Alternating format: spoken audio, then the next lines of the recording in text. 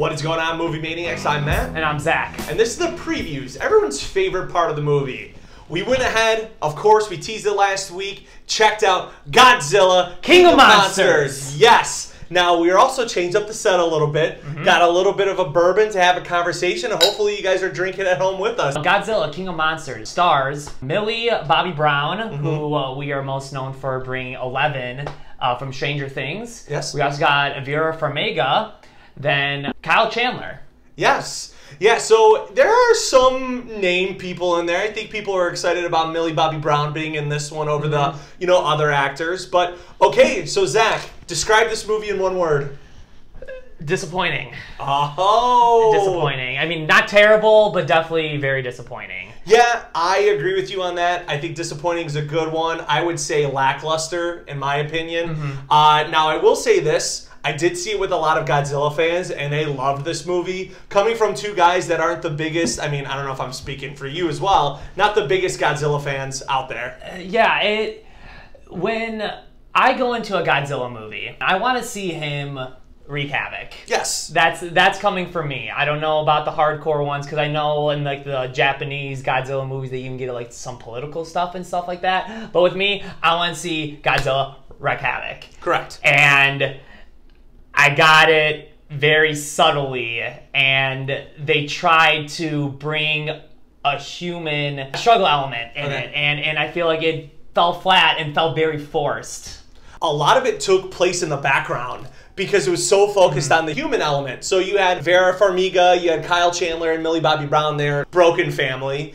It was more, it should have just called it Broken Family, because this movie had very little Godzilla and the other monsters. Now, I will put it this way, Godzilla looks awesome. So good. Looks so cool. Ghidorah or Ghidorah. The three-headed dragon. Looks awesome. Rodan, the flying one, and of course Mothra. They all look great. So good. But this movie does such a disservice to these monsters by putting them in the background.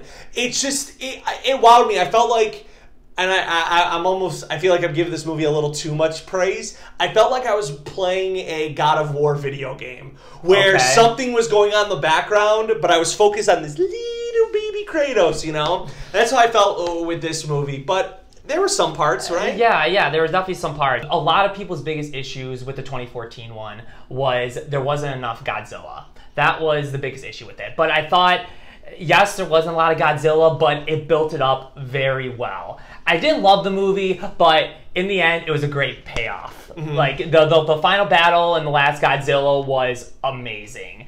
And yes, they brought more Godzilla to this movie, but it didn't leave as much as an impact as it did at the final scene in the last one, because there was more Godzilla in it.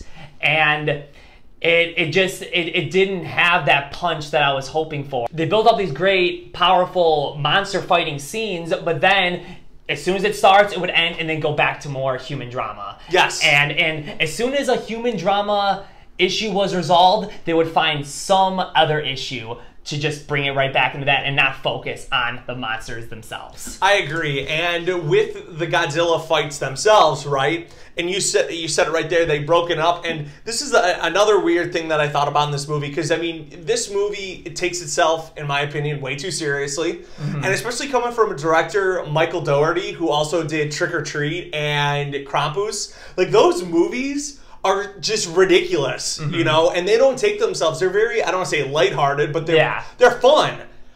I don't know if the studio got involved in this or something, because this movie really isn't, in my opinion, that fun. Yeah, and the writing was really bad. Yeah, and they have 5 years to make this movie, and I have no idea why they didn't take the time to write a halfway decent story. And just was really disappointing. Because in these movies, all you want to do is see monsters kicking ass, and that didn't happen, right? They focused way too much on the human side of things, and it wasn't even good human conflict. It was just typical BS. But another thing that I thought was like very weird, and I don't know why they went with this writing choice. So Kyle Chandler did a fine job. He plays a biologist and a photographer, right?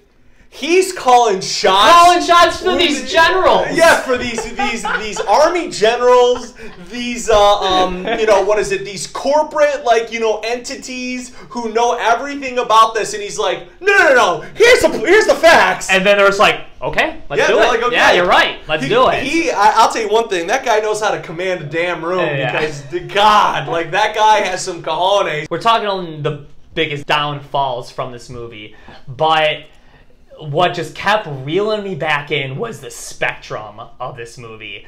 There was probably 10 to 15 shots in this movie that could have been posters. Oh yeah. Just seeing these monsters at such a far scale, and just you felt their scale. That's what kept reeling me back in was the cinematography. The cinematography in this movie was awesome. The biggest thing is there was not enough fighting.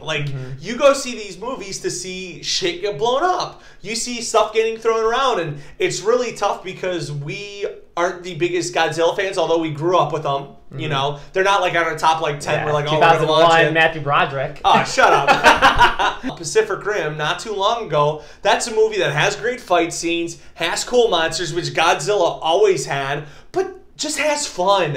It's not this movie that's, you're trying to get this emotional power. And also, Millie Bobby Brown, I will say this, yeah, she's good, but if I have to see her scream again one more time in a movie, I'm never going to see a movie she's in, because all she does is the 11 covering the ears, scream. That's all she did in this movie, and that's all she was worth in this movie. But that's all she was probably given. No, I'm not blaming her. Yeah. I'm blaming the director. So, yeah, overall, what are you giving it? Okay, this is going to make no sense, but hear me out, okay? I'm going to go ahead and give it 2.5 11 screams out of 5. Okay.